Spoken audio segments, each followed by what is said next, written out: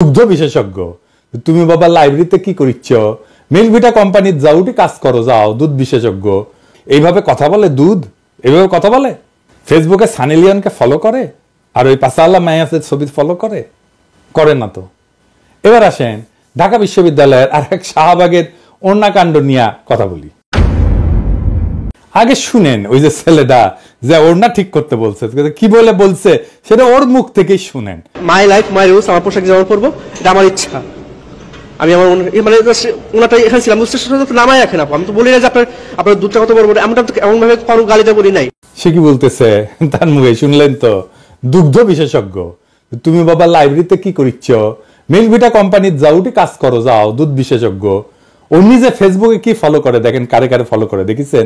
রোজা রমজানের দিন দেখানো একটু মুশকিলই, কিন্তু তাও দেখেন। এডিটর সাহেব দেখেছেন, ওর পছন্দ দেখেছেন? রোজা রমজানের দিন ক্যাঙ্কা করে আর দেখাই কি শেয়ার করেছে দেখেন।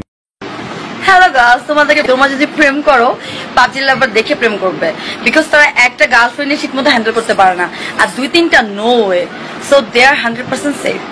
PUBG lover is best as a person.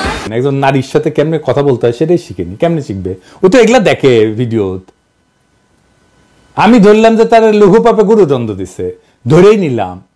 কিন্তু ফেসবুকে মায়াগো পাশার ছবি দেখা ভাইটার রাস্তায় এসে দুধ বিশেষজ্ঞ হয়েছে, কোন আক্কেলে মৌলানা বেনে দিলেন ভাই। আব্বাসী হুজুর আমার অত্যন্ত পছন্দের একজন আলেম, উনার মতো একজন আলেমের কাছে যে উনারে নিয়ে গেলেন, আপনারা আব্বাসী হুজুরের সম্মানের বিষয়টা দেখবেন না? উনার কাছে আপনারা যারে তারে তো নিয়ে যেতে পারেন না। এই যে মালটা যাটা করবে এখন বা করিছে সব আব্বাসী হুজুরের গায়ে লাগবে তো। আর এই ছেলের তো বেসিক এডুকেশনের সমস্যা আছে রে ভাই। এরকম দামড়া বয়সে মাদ্রাসা এডুকেটেড একজন কি এইভাবে কথা বলে? দুধ এইভাবে কথা বলে? ফেসবুকে সানি লিওনকে ফলো করে আর ওই পাসাল্লা মায়াসের ছবি ফলো করে না তো। তো তাহলে কারে আপনি হিরো বানাইলেন? যাই হোক, সমাধানের কথা বলি। এই যে শাহবাগে জড়ো হইলে সবাই, সে জায়গায় ইন্টারভেনশন করতে হইতো মুরব্বীদের। এখানে কোনো মুরব্বী নাই। ধর্মীয় ইস্যুগুলোকে রাজনীতি দিয়া, সমাজ দিয়া, আইন দিয়া, সোশ্যাল মিডিয়ার জাজমেন্ট দিয়া ডিল করতে যায় না।